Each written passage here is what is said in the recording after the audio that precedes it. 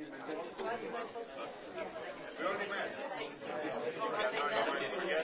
have known Nandan for quite some time. A fellow board member of Infosys and I, who are both texting junkies, which is the reason I got arthritis, call him the rock star. This is a larger book, a book on India. And I came to this book for a number of reasons. The first was that in the last several years, I have been going around the world as a spokesman both for Infosys and for India. And I found myself often perplexed and foxed when I was asked questions about India by the people I met.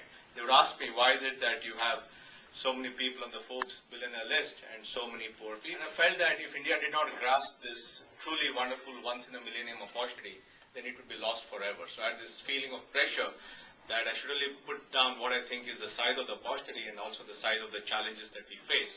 So that was the second motivation for writing. And I found that in India, ideas or things don't happen because somebody gave a stirring speech from the Red Fort or some corporate leader, Nariman Point, executed a large business plan. They happen because a vast mass of people start understanding that this idea is different and start adopting it in their lives and then demanding change based on those ideas. India was going at 3.5%.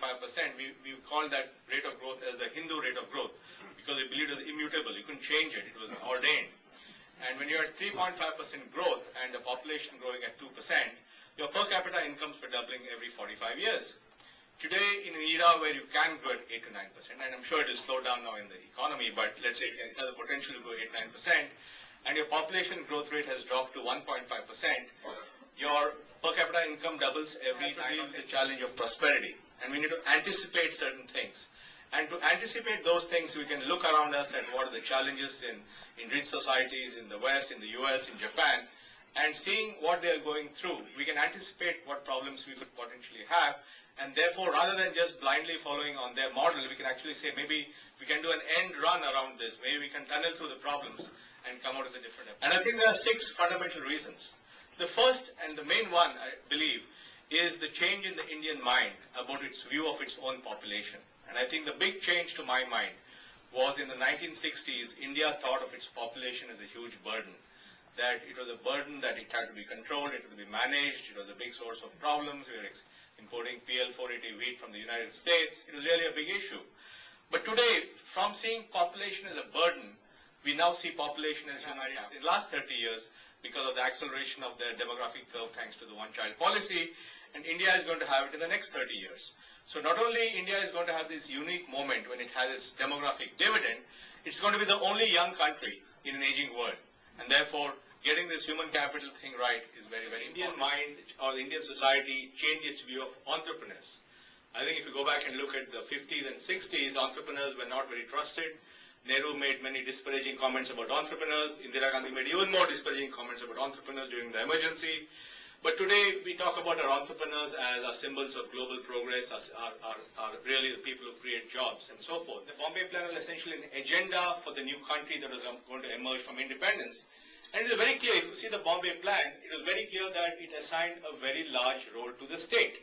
In fact, they said that private capital will not be able to afford all the fundamental investments and infrastructure that the country needs. So they ceded a big role to the state and said that ultimately it has to be state investment. So the entrepreneur of 1944 believed in a large role for the state.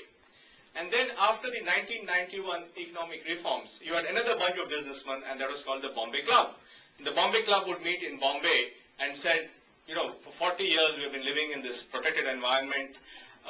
We haven't really learned how to compete globally. And now these guys are going to reduce tariffs and allow foreign investment. And foreign companies will come and wipe us out, and native Indian capitalism will be wiped out.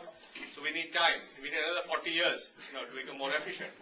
So the Bombay Club of 1992 was about protectionism.